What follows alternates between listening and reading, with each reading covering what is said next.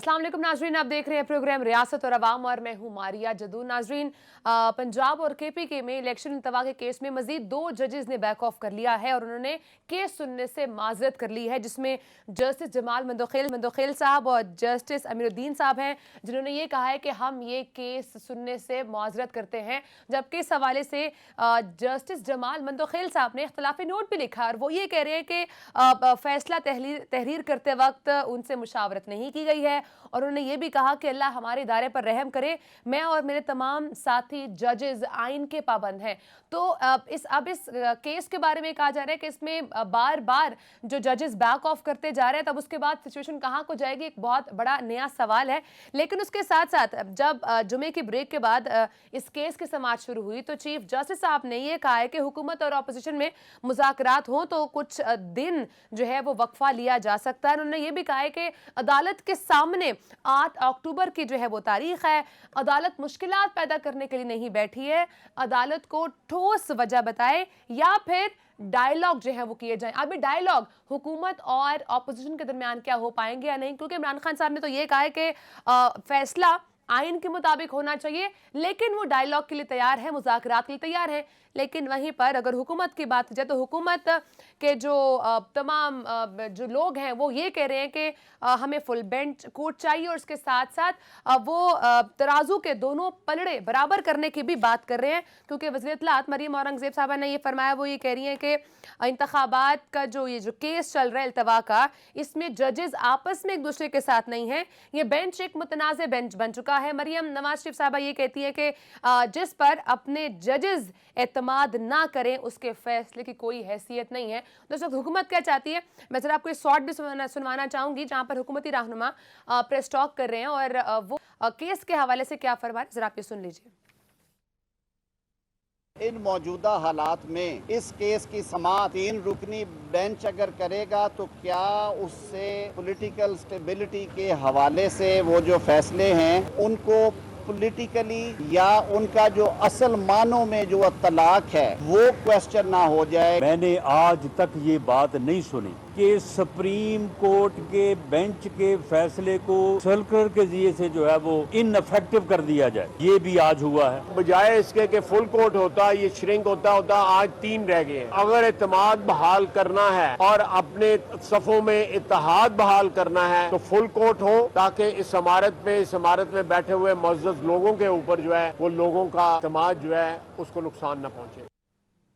ये larger bench इस वक्त सिर्फ 3 जजेस पर मुश्तमिल है और इस हवाले से हुकूमती रहनुमा जो है वो बहुत बड़े बड़े सवालात भी उठा रहे हैं कि आपस में ये जजेस शायद एक पेज पर नहीं हैं और ये वो इदारा है जिस पे ऊपर अवाम का एतमाद है। लेकिन अगर इदारे का आपस में कॉन्फ्लिक्ट होगा, अगर आपस में इस तरह से चीज़ें चलेंगी तो फिर अवाम या हम लोग किस तरीके से एतमाद कर सकेंगे। तो ये हुकूमती रहनुमा है जो ये बात जो है वो इस वक्त सवाल उठा रहे हैं। प्रोग्राम का आगाज़ करूँगी, इस पूरी सिचुएशन में बात करेंगे कि क्या इस वक्त एक तरफ जहां पर पॉलिटिकल इंस्टेबिलिटी थी, वहीं पर अब क्या आइन को लेकर भी स्टेबिलिटी है, क्या इदारों को लेकर भी अनस्टेबिलिटी है, इस पर भी बात करेंगे। ये हालात कहाँ जाएंगे, पॉलिटिकल सिचुएशन आगे क्या रुख इख्तियार करेगी, इंतखाबात वक्त हो पाएंगे या नहीं हो पाएंगे, इस पर भी बात करेंगे। प्रोग्राम का आगाज़ करूंगी, मेरे साथ मौजूद हैं सीनियर सहाफ़ी तज्ज़ियाकार नसीम सिद्दीकी साहब और हमें माहिर कानून शाखावर साहब भी ज्वाइन करें। शाखावर साहब, प्रोग्राम का आगाज़ मैं आपसे करूंगी।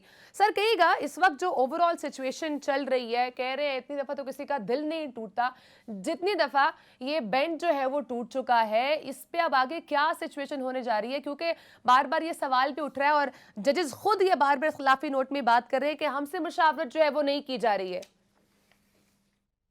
जी मारिया, ये सिचुएशन तो वाकई सारी कौम के सामने है और वो खास से पूरी कौम जो है वो तसब्जुब और कंफ्यूजन का शिकार है। जैसे अभी आपने बताया कि चीफ जस्टिस ऑफ पाकिस्तान ने आज जो है वो पॉलिटिकल पार्टीज को, दोनों फरीकैन को ये कहा कि आप आपस में मुशावरत करें और मुफाहमत की एक फजा कायम करें। लेकिन अनफॉर्चुनेटली इस बात की भी ज़रूरत है कि सुप्रीम कोर्ट के अंदर खुद एक मुशावरत और मुफाहमत का जो एक सिलसिला है वो शुरू होना चाहिए, क्योंकि जो कॉन्फ्लिक्ट चीज़ें आ रही हैं उसमें जो है वो लोग बड़े जो है वो मायूस भी हो रहे हैं और उनका एतमाद मुतज़्ज़ब हुआ है के ऊपर। ये अभी तो वो 4-3 और 2 वाला जो मामला है उसी में आवाम फंसी है, तो उसको क्लियर करना बड़ा जरूरी है।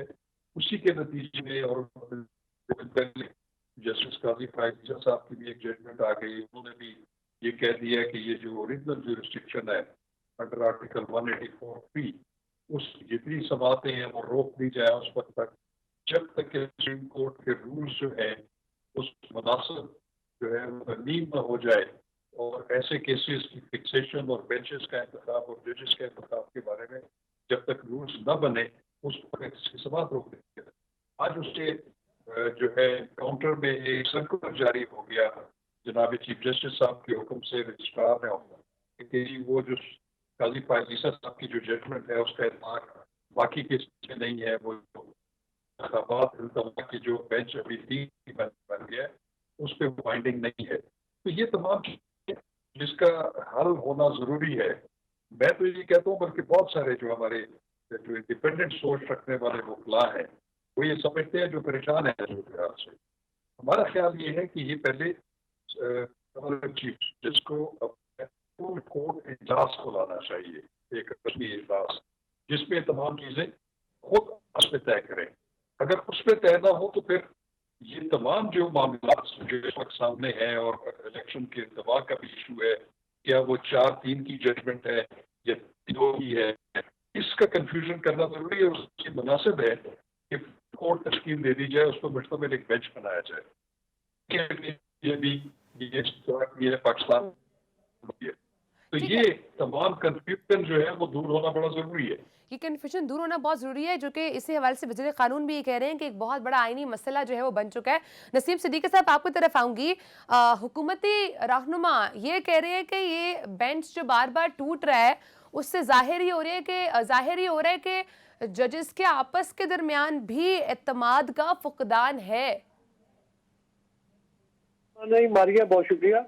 मारिया, मुझे बात ये समझ नहीं आ रही कि ये वफाकी हुकूमत के पेट में इतने क्यों मरोड़ उठ रहे हैं। ये तो मामला सूबाई है। जब से 18वीं तरमीम आई है सूबाई मामला सूबे देखते हैं, निगरान हुकूमतें आ चुकी हैं, इलेक्शन कमीशन ने करवाना है। तो ये वफाकी हुकूमत के जो तमाम वुज़रा है ये बार बार आके किस बात पे प्रेस कॉन्फ्रेंसेस कर रहे हैं। Let the provinces do their duty. और उसके बाद दूसरी बात ये कि देखें, आईनी मामला है। जब वोट ऑफ नो कॉन्फिडेंस आया था तो उस वक्त भी असल में मामला आइन का था और यही जजेस बैठे हुए थे।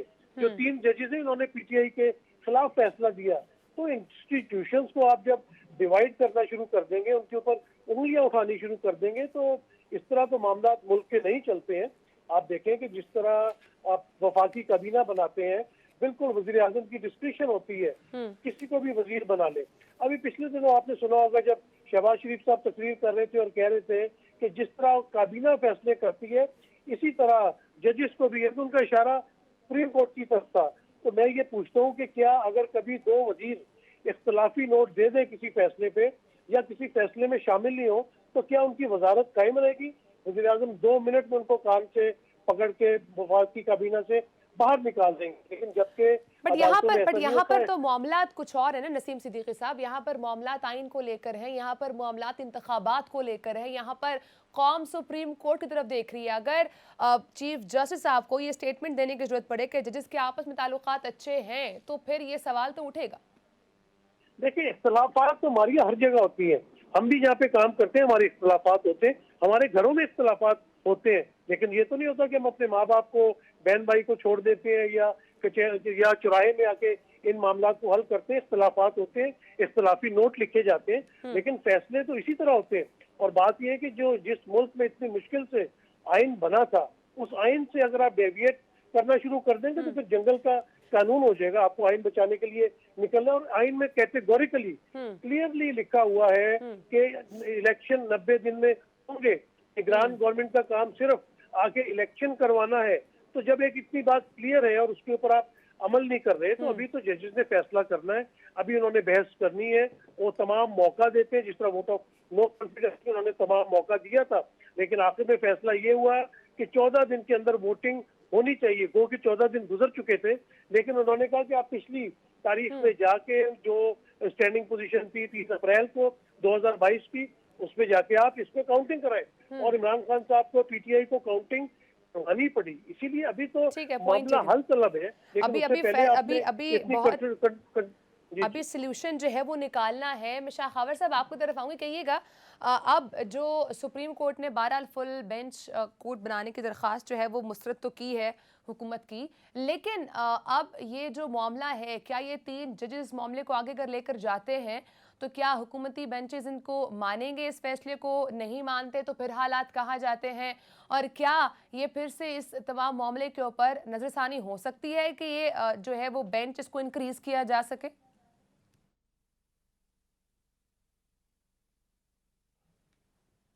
शाह खबर साहब, आपको मेरी आवाज आ रही है?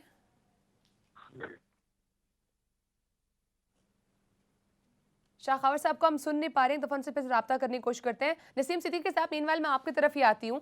अब चूंकि ख्वाजा से साहब का भी बयान सामने आया है और मरियम औरंगजेब साहिबा भी सामने फ्रंट फुट पर जो है वो कह रही हैं कि जो तराजू के दोनों पलड़े हैं उनको बराबर होने की ज़रूरत है। मरियम नवाज साहिबा भी जो है वो बयान दे रही हैं, लेकिन एक तरफ जहाँ पर चीफ जस्टिस साहब ने एक ओपन फोरम छोड़ा है कि हुकूमत और अपोजिशन आपस में डायलॉग करें, तो क्या अब हुकूमत और अपोजिशन क्या आपस में डायलॉग करने के लिए रेडी है? इमरान खान साहब की तो बहरहाल स्टेटमेंट सामने आ चुकी है, वो ये कह रहे हैं कि मुज़ाकरात करने के लिए तैयार हूं, लेकिन फैसला जो है वो आइन के मुताबिक होना चाहिए। क्या अब कौन इन दोनों के दरमियान, हुकूमत और अपोजिशन के दरमियान कौन ये मुज़ाकरात करवाएगा? पोलराइजेशन बढ़ चुकी है, उस लिहाज से तो बहुत ही मुख्तलिफ है, बहुत ही मुश्किल है कि आप इन सबको एक पेज पे लाके खड़ा कर दें। लेकिन ये कि कुछ सेन वॉइसेस पीटीआई में से जा सकती है, लेकिन जैसे कि इमरान खान साहब ने कैटेगोरिकली कहा कि मैं बात सिर्फ इलेक्शन के ऊपर करूंगा और किसी चीज के ऊपर बात नहीं करनी, ना करप्शन पे बात होगी, ना किसी और चीज पे बात होगी, बात सिर्फ और सिर्फ इलेक्शन पे होगी। लेकिन गवर्नमेंट तो इलेक्शन की तरफ जाना ही नहीं चाहती। आपने देखा जितने भी सर्वे आ रहे हैं उसमें पीटीआई की जो पॉपुलैरिटी है वो स्काई वॉकिंग है। तो इस मामले में होते हुए बड़ा मुश्किल लगता है कि कोई डायलॉग हो सकेगा। मुझे तो यही लगता है कि इनका डायलॉग कोई नहीं होगा और चीफ जस्टिस और उनके बेंच को कोई आईनी फैसला ही करना पड़ेगा। और आइन में तो क्लियर लिखा हुआ है कि आपने 90 दिन में इलेक्शन कराने। हाँ, ये हो सकता है कि अपना सुप्रीम कोर्ट की थोड़ी सी मेहरबानी हो जाए, उसमें थोड़ा सा अमेंडमेंट कर दे और कह दे कि भाई चले आप जो 30 अप्रैल डेट सदर मुमलिकत में उसके ऊपर इलेक्शन करवाए, क्योंकि ये पैसों का कोई मसला नहीं है। देखिए अभी मैं पढ़ रहा था एक जगह, तो उसमें लिखा हुआ था कि इतने बिलियन रुपीस जो है वो लाहौर में वजीर आजम के हेलीपैड की लैंडिंग के लिए वो बजट मुख्तस किया गया है। तो ये 20 अरब रुपया बाउंडिंग है। इलेक्शन कमीशन का काम क्या है? इलेक्शन कमीशन को जो तनख्वाहें मिलती है, जो बड़ी बड़ी मराहत मिलती है, वो इलेक्शन करवाने के लिए मिलती है ना। वो इलेक्शन करवाने का डिपार्टमेंट है। अगर वो इलेक्शन ही कंडक्ट नहीं कर सकता और वो लेकिन कहता है कि इलेक्शन मेरे कैसे पास कंडक्ट तो करवाएंगे जब हुकूमत उनके साथ कोऑपरेट नहीं करेगी, हुकूमत उनको सिक्योरिटी प्रोवाइड नहीं करेगी?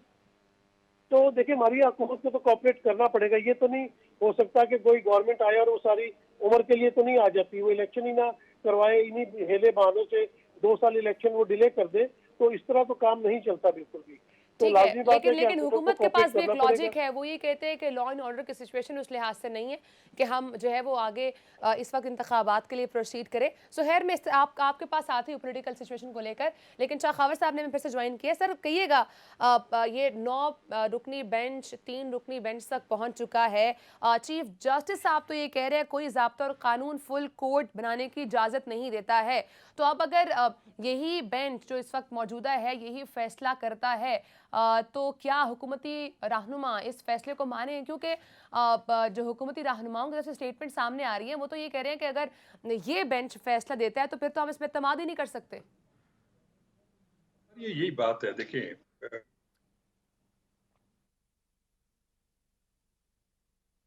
खबर साहब का इंटरनेट एक बार फिर से लैग कर रहा है, एक दफ़ा फिर से कनेक्ट करने की कोशिश करेंगे। नसीम सिद्दीकी साहब, मीनवाइल में फिर आपकी तरफ पॉलिटिकल सिचुएशन को लेकर आऊँगी। एक तरफ हुकूमत जवाब ये बना रही है कि हमारे पास जो है वो लॉ एंड ऑर्डर की सिचुएशन ठीक नहीं है, हमें अपनी सिक्योरिटी को ऐसे मकामात पर डिप्लॉय करना है जहाँ पर हम लॉ एंड ऑर्डर की सिचुएशन को बेहतर बना सकें, उसको हम जो है वो स्टेबल बना सकें। लेकिन अगर पॉलिटिकल सिचुएशन ऐसी ही रही जहाँ पर अब कानून के ऊपर भी सवाल उठने लग गए हैं, सुप्रीम कोर्ट की तरफ सबकी अगर नजरें हैं, और अगर ये सियासी मामलात ऐसे ही रहते हैं तो मतलब इकोनॉमी के हालात भी ऐसे ही रहेंगे, तो फिर मुल्क को आप कहाँ जाता देख रहे हैं? फिर ये हालात कहाँ जाएंगे? इलेक्शन वक्त पर हो पाएंगे या फिर नहीं हो पाएंगे? नसीम काम सिद्दीकी नहीं साहब। आएगा जब तक मुआशी इस्तेकाम नहीं आ सकता। ये इलेक्शन की तरफ जाना पड़ेगा, ये भी एक जरूरत है। दुनिया में हमने देखा है कि जब जंगें हो रही थी, जंग के दौरान भी इलेक्शन हुए। अभी आपने देखा कि कितना खतरनाक जल्जला आया है टर्की में, तकरीबन 1 लाख लोग अपनी जानों से हाथ धोया उन्होंने, वहां पे उन्होंने इलेक्शन का ऐलान कर दिए। तो ये इलेक्शन आप जो डिले जिन वजूहात पे कर रहे हैं, तो अगर अक्टूबर में भी ये इदारे बोलते हैं कि हम ये चीजें प्रोवाइड नहीं कर सकते, तो भाई इस्तीफे दें, घर में जाए। इनका क्या काम है? जो काम जिस काम के लिए उनको रखा है वो काम ही अगर वो नहीं कर सकते तो फिर तो रहने का कोई जवाब नहीं बनता ना। अगर आपसे पॉसिबल नहीं है तो आप कभी ये काम हम नहीं कर सकते, हमारी डोमेन में नहीं आ रहा, हम रिजाइन कर देते हैं। लेकिन रिजाइन करने पे कोई तैयार नहीं है।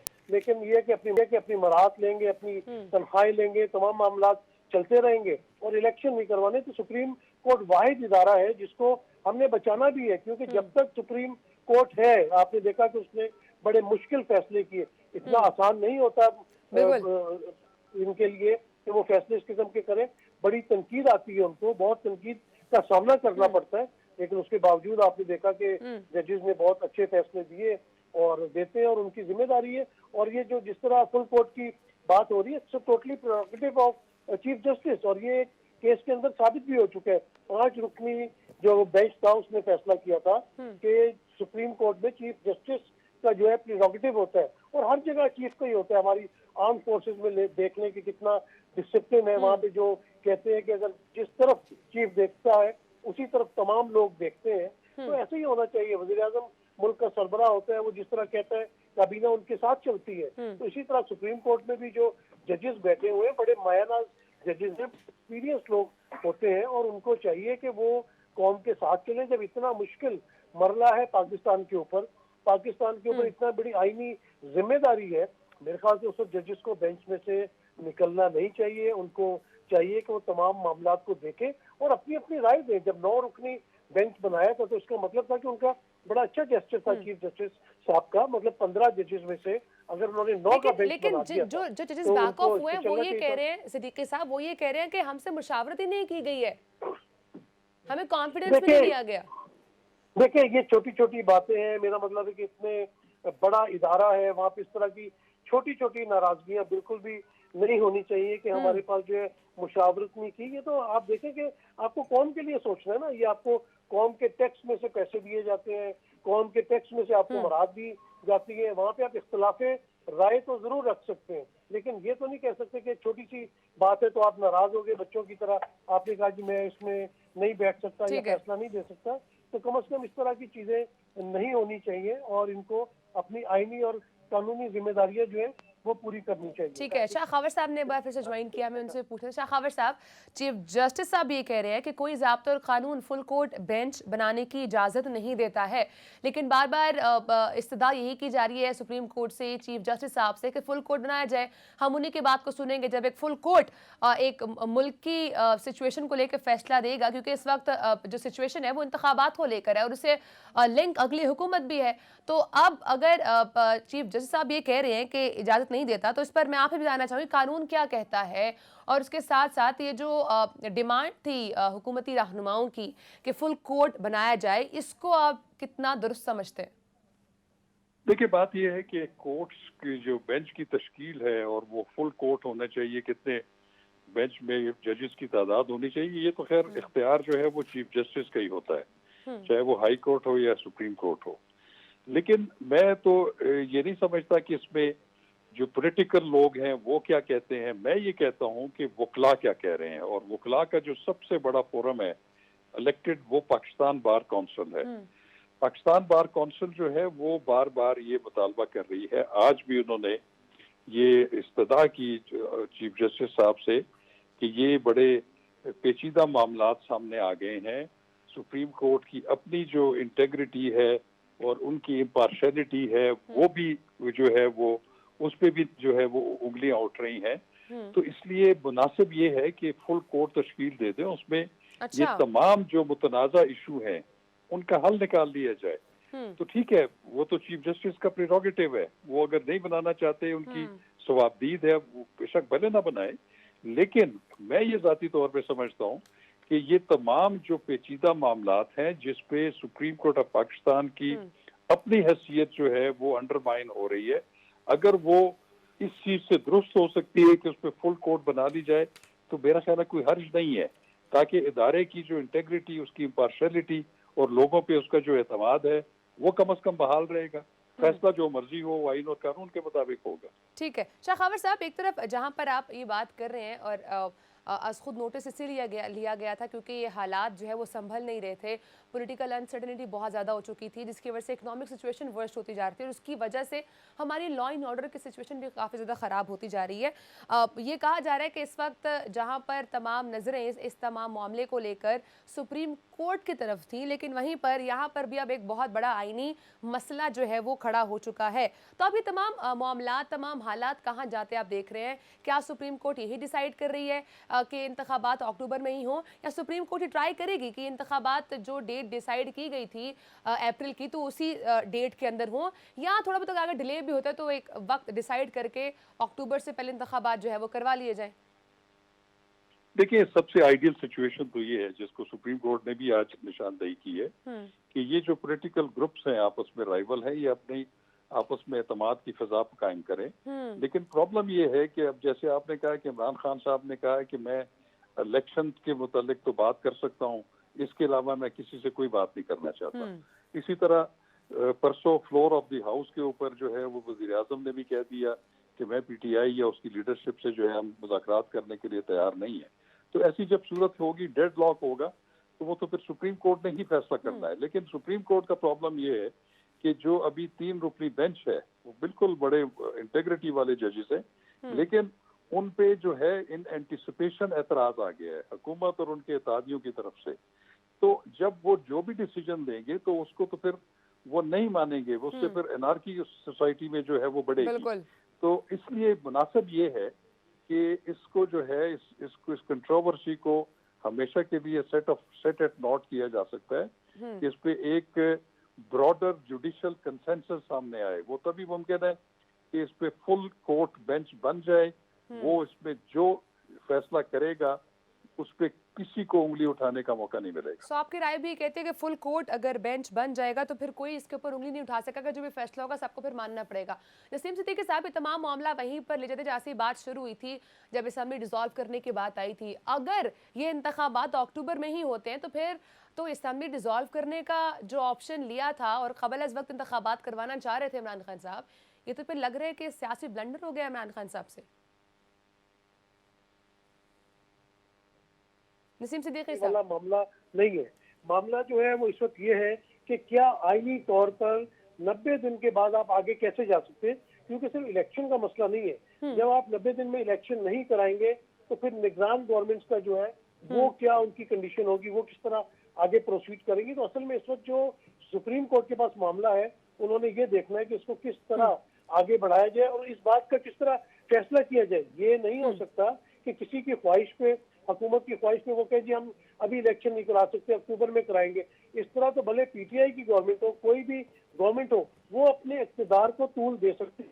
हमने इस मुल्क में जो भी करना है वो आइन के मुताबिक करना है। आइन बना ही इसलिए ठीक है। मैं शाह खावर साहब की बड़ी इज्जत करता हूँ, माशाल्लाह बड़े पाए के वकील हैं और हम इनसे मशवरे भी करते लेते हैं। लेकिन मैंने इनसे ही पूछना था कि देखिए बात यह कि जब एक बात प्रेरोगेटिव है चीफ जस्टिस का, ये तो नहीं हो सकता कि 2 पार्टियां आई हैं, किसी और केस में भी आई है, एक कहे नहीं जी आप फुल कोर्ट बनाए जी, मुझे फलां पे एतबार नहीं है।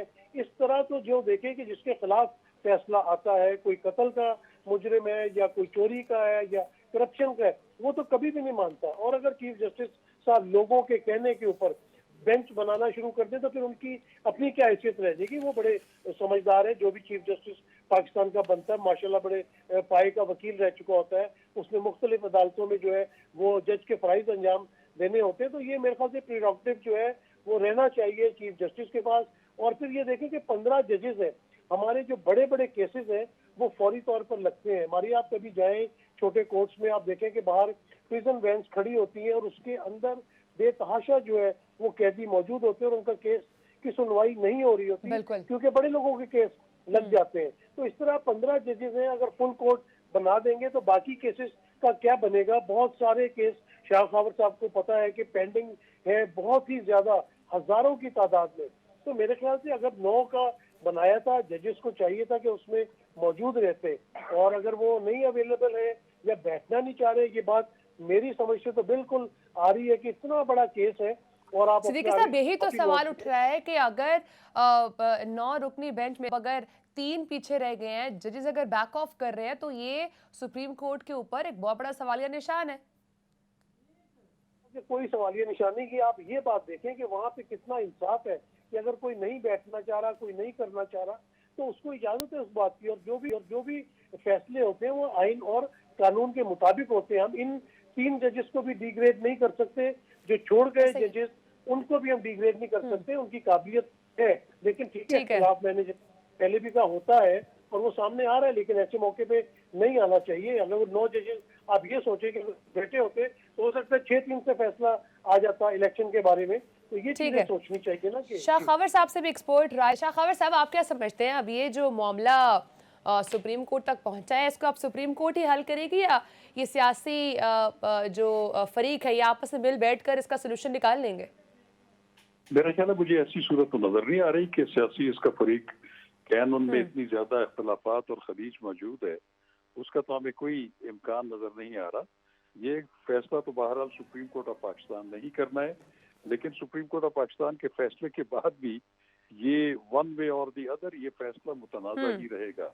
ये जिसके एडवांटेज में होगा वो इसकी तारीफ करेगा, जिनके डिसएडवांटेज में होगा वो सुप्रीम कोर्ट को हरफ तनकीद का निशाना बनाएंगे। तो ये तो सूरत हाल ऐसी ही रहेगी अक्सर। ठीक है, बहुत शुक्रिया दोनों मेहमानों का प्रोग्राम में टाइम दिया। हमारे साथ मौजूद है सीनियर सहाफ़ी तजियाकार नसीम सिद्दीकी साहब और हमें ज्वाइन करते हैं माहिर खान साहब ने। ब्रेक का वक्त है, ब्रेक के बाद से बात करेंगे कि ये क्योटिक सिचुएशन क्या ऐसे ही रहेगी, इससे कोई वाकई में सोल्यूशन निकल सकता है। ब्रेक के बाद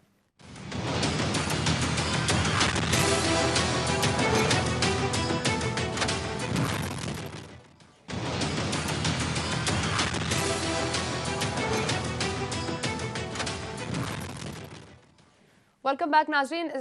नसीम सिद्दीकी साहब, कहिएगा, आप चूँकि कुछ से अभी इसी वक्त लाइव ऑन जो है वो नवाज शरीफ साहब की प्रेस कॉन्फ्रेंस भी चल रही है, वो ये कह रहे हैं कि ये इस बात पर सब मुत्तफिक हैं कि ये कौमी मामला है और ये फुल कोर्ट जो है वो बनना चाहिए है। ये कोई रेडी वाले का मामला नहीं है कि इसके ऊपर जो है वो हम फुल कोर्ट नहीं बना सकते, मुल्क का फैसला है, सब मुत्तफिक है इस बात पर, तो फिर फुल कोर्ट क्यों नहीं बन रहा? जिस तरह मैंने पहले कही थी ना कि जब ग्रीफ 2 पार्टीज होती हैं, उसमें से जज साहब ने किसी की बात तो नहीं सुननी होती कि भाई फुल कोर्ट बनाया जाए। बात यह कि क्या ये इन 3 जजेस जो है, जिसमें सुप्रीम कोर्ट के चीफ जस्टिस मौजूद हैं, 2 जजेस और मौजूद हैं, उन पे एतमाद क्यों नहीं किया जा रहा, और क्या श्योरिटी है कि फुल कोर्ट के ऊपर भी जो है वो एतमाद किया जाएगा? तो कोई आप जोर जबरदस्ती नहीं कर सकते, आप एक रिक्वेस्ट जरूर दे सकते हैं। आपने चीफ जस्टिस को रिक्वेस्ट की अटॉर्नी जनरल के थ्रू, उन्होंने कहा कि नहीं हो सकता क्योंकि इंसानी मामला है। जिस तरह आप कह रहे हैं कि भाई सिक्योरिटी के मामला है, इलेक्शन नहीं करवा सकते, सिक्योरिटी फोर्सेस मुख्तलिफ इलाकों में जो है वो लगी हुई है, इसी तरह यहाँ पे भी ये बात कर रहे हैं कि 15 जजेस हैं टोटल, कभी कभार प्रिंसिपल सीट पे भी मौजूद नहीं होते, किसी ने कराची रजिस्ट्री में केसेस सुनने होते हैं, किसी ने लाहौर रजिस्ट्री में सुन रहे होते हैं, किसी ने प्रिंसिपल सीट पे सुनने होते हैं। तो अगर आप तमाम को लाके एक जगह बिठा देंगे और ये कितने दिन केस चलता है तो बाकी साइलों का क्या बनेगा? या तो आप सुप्रीम कोर्ट के जजेस की तादाद बढ़ाएं जिसकी वजह से इस तरह का कोई मामला है, और जितना बड़ा भी मामला है, बात तो आइन की तशरीह है ना, और मेरे ख्याल से बेहतरीन है चीफ जस्टिस और उनके साथ 2 जजेस हैं जो उन्होंने आइन की तशरीह करनी है। और आइन की तशरीह क्या है, ये तो बच्चे को पता है कि जब एक बात है कि आपने इलेक्शन 90 दिन के अंदर करवाने हैं तो उसमें तो तशरीह की भी जरूरत नहीं है, आप पढ़ लें। ये असल में लॉ जो है ये पार्लियामेंटेरियंस ने बनाया, ये सुप्रीम कोर्ट ने नहीं बनाया, और पार्लियामेंटेरियंस जो है अपने ही लॉ से जो है वो इस वक्त रूगर्दानी कर रहे हैं। सिद्दीकी साहब, चूंकि जैसे भी आप भी कह रहे हैं ये कोर्ट, ये बॉल जो है वो सुप्रीम कोर्ट की कोर्ट में है और वो डिसाइड करेगी, उन तमाम कौम की नजरें भी उनकी तरफ हैं, लेकिन एक तरफ जहां पर ये सिचुएशन चल रही है वहीं पर अगर मैं एक सिचुएशन ये भी देख रही हूँ कि चाहे वो हुकूमती हल्के हों चाहे वो अपोजिशन के हल्के हों, अब हर कोई इस वक्त कौम को बाहर निकलने की बात कर रहा है कि आप सड़कों पर निकलें और आंखें खोलें, अपने कानून की हुक्मरानी के दिफा के खातिर सड़कों पर निकलें। अगर इस तरह की बातें होंगी, हुकूमत और अपोजिशन दोनों अगर आवाम को सड़कों पर निकलने की बात कहेंगे, तो ये हालात तो मैं बहुत ख़राब देख रही हूँ। बिल्कुल, आपकी बात बहुत अच्छी है, बड़ी अच्छी बात आपने की। इस तरह तो अभी होना नहीं चाहिए। लेकिन मारिए यहाँ पे मसला ये है कि अगर आप तारीख में भी चली जाए ना, तो नजरिया जरूरत के तहत कई फैसले किए गए जिसने पाकिस्तान को बहुत पीछे धकेल दिया। मौलवी तमीजुद्दीन वाला केस आपके सामने है, फिर जस्टिस सज्जाद अली शाह के साथ जो सूरत हुई थी आज से तकरीबन आप देख लें कि 26-27 साल पहले। फिर ये वो लग रहा है जैसे लूडो का खेल नहीं होता, तो आप सीढ़ी वाला कि आप 98 पे पहुंचते हैं और आपको सांप डसते हैं और फिर आप 1-2 पे पीछे चले जाते हैं, तो मुल्क इसी तरह पीछे जा रहा है। यानी कि हमारे मुल्क में आपने देखा कि 20 अरब डॉलर्स के रिजर्व मौजूद है, 25,000 अरब डॉलर्स के रिजर्व मौजूद है, और इससे तो हमारे पास 4,000 अरब डॉलर के जो है वो रिजर्व मौजूद है। आप हमारे हमसाया मुल्क भारत को देखें, बांग्लादेश को देखें, तो बात यह है कि लोग सियासी जमातें शायद सड़कों पे आने के लिए इसलिए कहती है जब उनकी सुनवाई नहीं हो रही होती, आईनी मामला नहीं हो रहे होते। यही अगर आप वोट ऑफ नो कॉन्फिडेंस पे चले जाए तो आप देखेंगे 12 बजे सुप्रीम कोर्ट खुली और किस तरह भागे हुए शहबाज शरीफ साहब, राना सनाउल्लाह, बिलावल भुट्टो जरदारी सब वहाँ पे पहुंचे और उन्होंने कहा जी आइन को खतरा है, आइन को खतरा है, आप आइन को करें, और लोगों को भी बुलाया।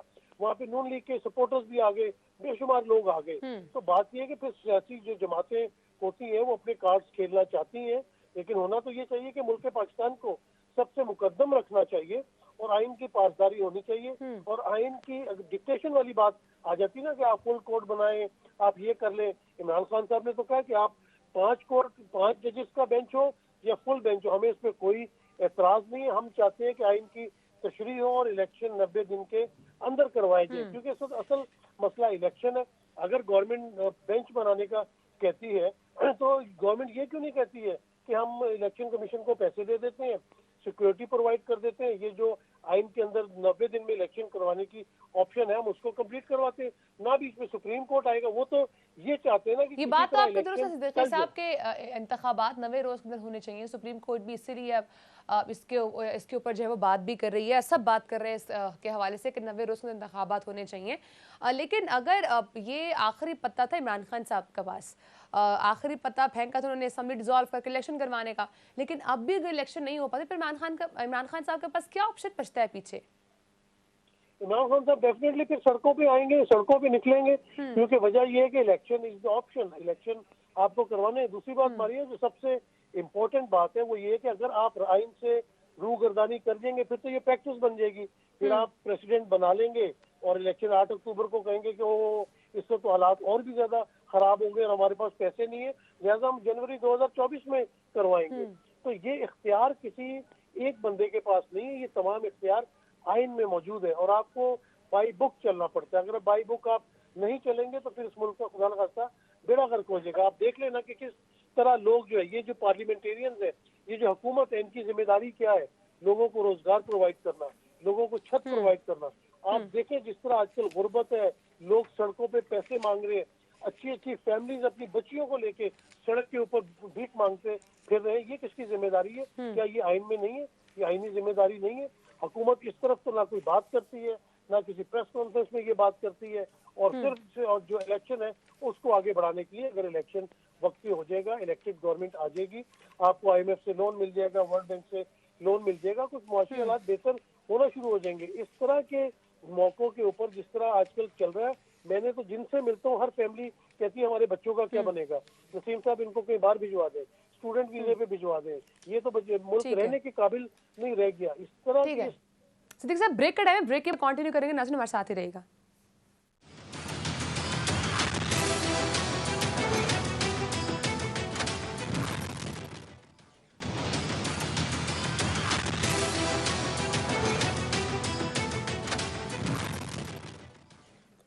वेलकम बैक नाज़रीन। नसीम सिद्दीकी साहब, आप बात ये कर रहे थे कि अब ये हालात ऐसे ही रहे तो ये सिचुएशन ना ठीक होगी, ना पॉलिटिकल सिचुएशन ठीक होगी, ना इकोनॉमिक सिचुएशन ठीक होगी, तो ये हालात ऐसे ही चलते रहेंगे। तो अब इसका आगे वे फॉरवर्ड आप क्या देख रहे हैं? बीइंग एन एनालिस्ट, आप क्या समझते हैं कि इस वक्त इदारों को क्या ऐसी प्रैक्टिस है जो करने की ज़रूरत है, या ऐसे किस किस्म के फैसले हैं जो इम्प्लीमेंट करने की ज़रूरत है कि हालात थोड़ा बेहतरी की तरफ जा सकें? देखिए मारिया, जो पॉलिटिकल पोलराइजेशन है वो तो अपने उरूज पे और वो उरूज पर ही होती है। हर मुल्क में आप देख ले, कोई सियासी पार्टी दूसरी पार्टी के लिए कोई बड़े अच्छे अल्फाज इस्तेमाल नहीं कर रही होती, लेकिन इस तरह बात होती है ना कि इदारे न्यूट्रल हैं, उनको रहना भी चाहिए न्यूट्रल, और बड़ी अच्छी बात है, उनके और भी बड़े काम होते हैं।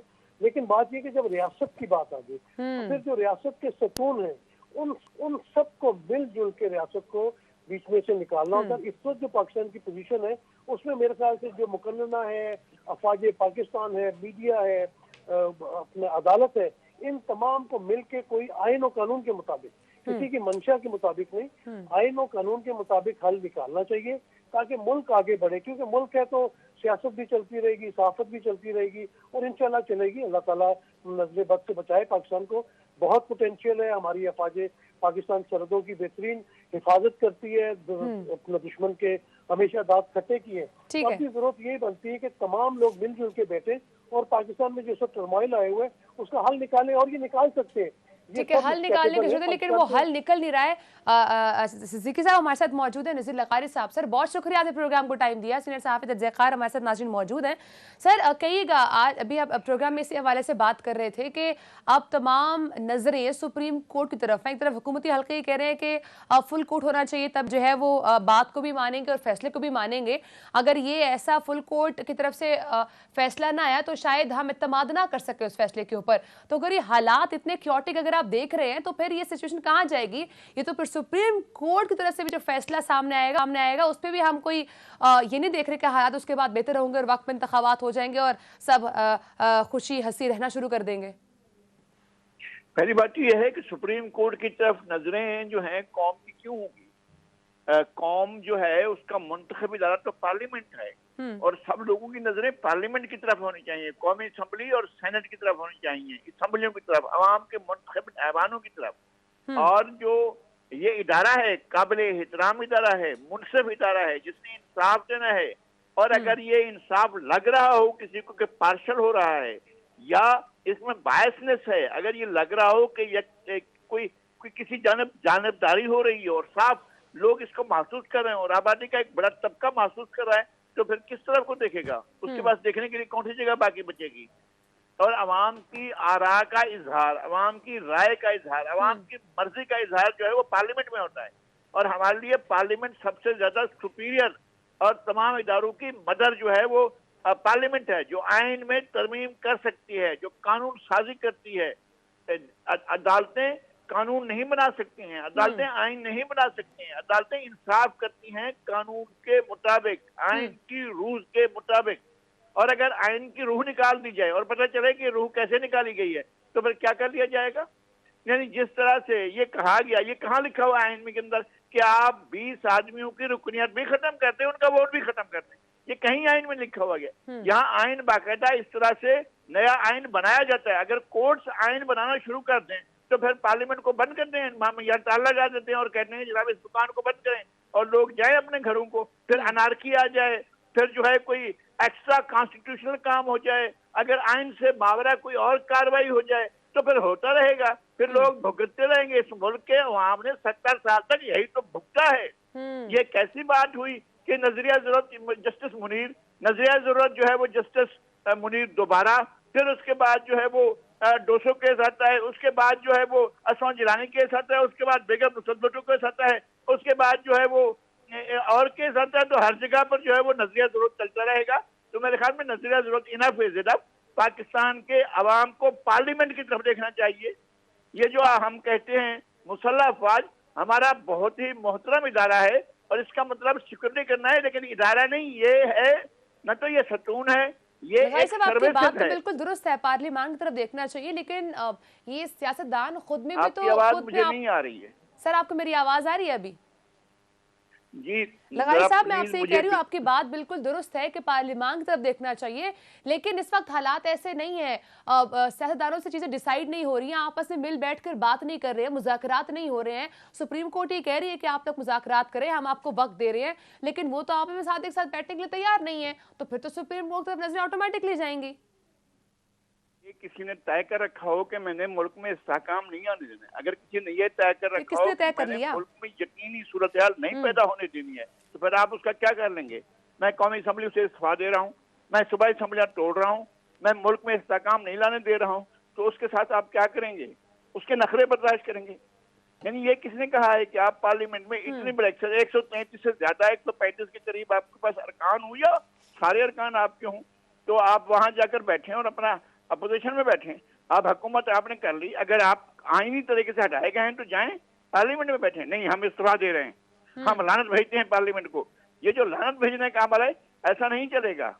यहाँ रूल ऑफ लॉ होगा through parliament. Parliament is the superior institution, हमें उसका एहतराम करना है। और तमाम इदारे लाजिम है कि एग्जीक्यूटिव भी उसका एहतराम करे और अदलिया भी उसका एहतराम करे। ये नहीं है कि हम जलील करते रहें, हमेशा जो है वो पार्लियामेंट को जलील करते रहें और पार्लियामेंट को हम गालियां देते रहें और पार्लियामेंट में लोग हम कहें चोर चोर चोर। हम किसी और इदारे को नहीं कह सकते। हमारे ऊपर बहुत सी कानूनी पाबंदी, हम किसी और इदारे की तरफ आंख नहीं उठा सकते, उंगली नहीं उठा सकते हैं। हम सब जाकर पार्लियामेंट के लोगों पर पड़ जाते हैं और उनको सुनवाते रहते हैं हम।